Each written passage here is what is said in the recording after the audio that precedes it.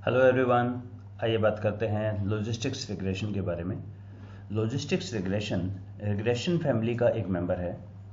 ये तब यूज किया जाता है जब हमारे पास डिपेंडेंट वेरिएबल तो हो, जस्ट 1 मिनट,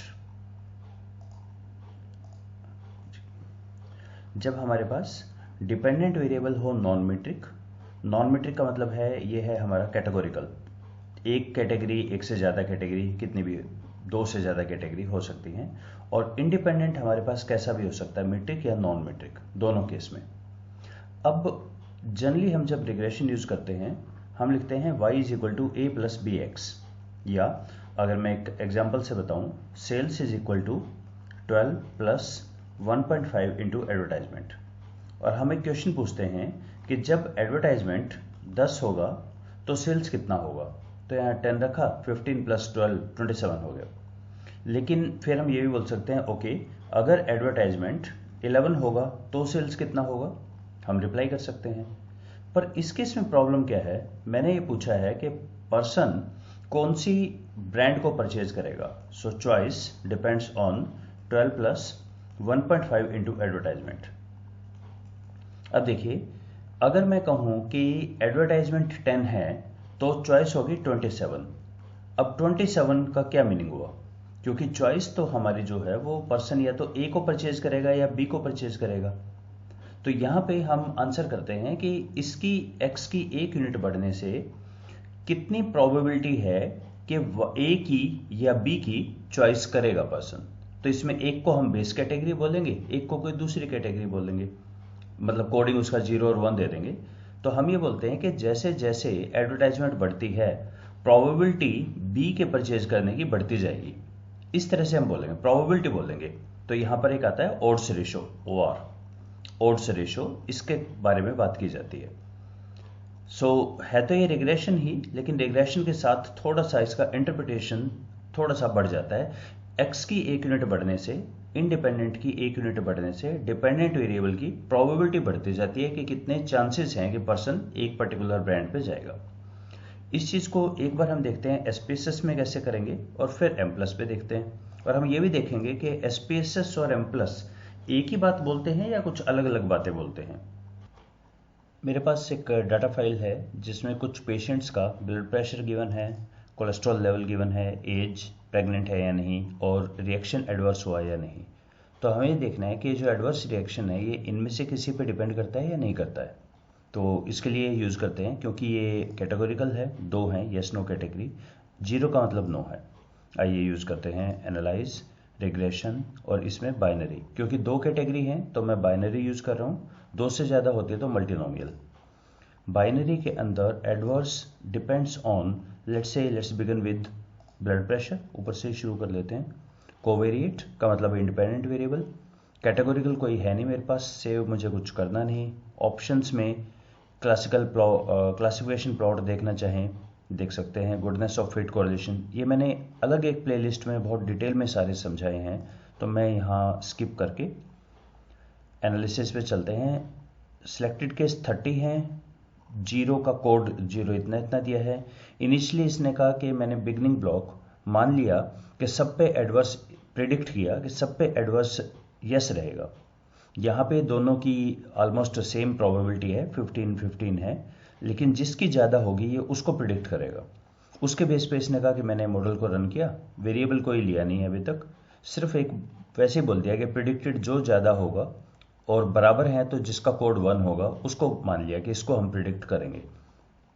इसके बेस पे अब ये मॉडल को इम्प्रूव करेगा।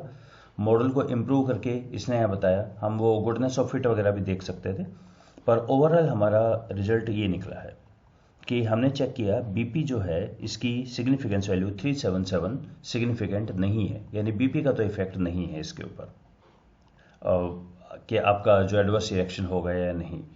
ओके, बीपी को छोड़ के मैं एज को देख लेता हूँ। एज के केस में, पिछले को बंद कर दें, एज के केस में यही शुरू किया। बेसिकली मैं वेरिएबल्स में आ सकता हूँ। 0.045 इसका इफेक्ट है, एज का इफेक्ट आ रहा है। तो एज, 1 यूनिट एज बढ़ने से क्या फर्क पड़ेगा, तो ये जो 0.05 है इसका हम निकाल देते हैं e raise to power this value. So let me check the same on Excel. जो 0.05 है, मैं एक्सेल के अंदर यहाँ कर लेता हूँ 0.05, और इसको मैंने किया एक्सप्रेशन और e raise to power this value, तो ये हमारा आ गया ओड्स रेशो बोलेंगे से 1.05। इसका मतलब एक यूनिट के एज बढ़ने से जो हमारी प्रोबेबिलिटी है रिएक्शन की, वो हमारी 1.05 हो जाएगी। मोर देन 1 है, यानी टोटल 100% से भी ऊपर 105% के करीब हो गया, केस बढ़ जाएगा हमारा। यही चीज़ हम अब करके देखते हैं एम प्लस में। और उससे पहले एक और छोटी सी अब मैं आपको चीज़ दिखा दूं। अगर मैं कहूँ कि प्रेगनेंसी पे भी चेक करें, अब देखिए प्रेगनेंसी तो कैटेगोरिकल वेरिएबल है ना, क्योंकि येस और नो है, तो कैटेगोरिकल में मैं जाके वेदर प्रेग्नेंट को इधर कर देता हूँ। बाय डिफॉल्ट ये बोल रहा है कि मैं लास्ट कैटेगरी पे करूँगा, 1 के ऊपर नहीं, हम बोलते हैं फर्स्ट कैटेगरी को बेस कैटेगरी लो, 0 वाले को चेंज, कंटिन्यू, ओके, और वेरिएबल्स पे आ जाते हैं। प्रेगनेंसी का भी इफेक्ट है, एज का भी इफेक्ट है, और 1091 समथिंग ये बन गया है, राइट। कैटेगोरिकल है तो मैंने बताया भी ऐसे कि भाई ये कैटेगोरिकल है, ऐसे ध्यान रखिएगा। सो अब एक बार एम प्लस पे चलते हैं। मैंने सेम डाटा को लॉजिस्टिक्स में ले लिया। इट्स ऑलवेज गुड आप एक बार अपनी डाटा फाइल डेट फाइल जरूर चेक कर लिया करें। देखते हैं क्या है। तो मैंने अपनी ये लॉजिस्टिक फाइल देखी। कई बार इसमें फर्स्ट रो के अंदर हेडिंग लिखी होती है, वो एक एरर होता है, तो वो आपको नहीं होना चाहिए आपके पास।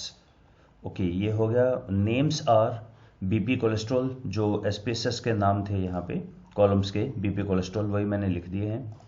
कोई यहाँ स्पेलिंग का फर्क नहीं है, आप कुछ भी लिखें, आप CHO लिखें, पर उसी को आगे यूज कीजिएगा। अब एक चीज़ देखिए, यूज वेरिएबल आर की जगह मैंने सिंपल लिखा use V is equal to, ये शॉर्टकट भी चलता है यहाँ पे। ये 3 को मैंने यूज किया है। मैं सीधा प्रेगनेंसी को भी यूज करके देख लेता हूँ। कैटेगोरिकल आर एसपीएसएस में भी बताया था कौन सा कैटेगोरिकल है, यहाँ भी बता दिया। और जस्ट जैसे रिग्रेशन का लिखते हैं, रिएक्शन ऑन एज प्रेग्नेंट, बाकी सब के सब वही चीज़ हैं। और लेट्स रन करने के बाद इनपुट, सबसे पहले वार्निंग देख लें, कोई वार्निंग तो नहीं है, नहीं नॉर्मल है, ठीक है। ये तो ऊपर आपकी इनपुट फाइल है। 1 ग्रुप है, 30 ऑब्जर्वेशन है, डिपेंडेंट वेरिएबल 1 है, इंडिपेंडेंट 2 है। इसमें बाइनरी ऑर्डर्ड हमारा रिएक्शन है। कैटेगोरिकल हमने बताया था कि हमारा प्रेग्नेंट है। बाकी ये सारे वही चीज़ें आ गई। 50-50% है दोनों का प्रपोर्शन। इनका एज का दे दिया, प्रेगनेंसी का कोई सेंस नहीं करता, एज का यहाँ पर आ गया है minimum maximum log likelihood. Age का 0.192 सिग्निफिकेंट है और प्रेगनेंसी 6.99 सिग्निफिकेंट है। तो एक बार दोबारा मैं चेक कर लूँ इसे। एज का था 0.192 और 6.995 और दोनों ही सिग्निफिकेंट है, राइट।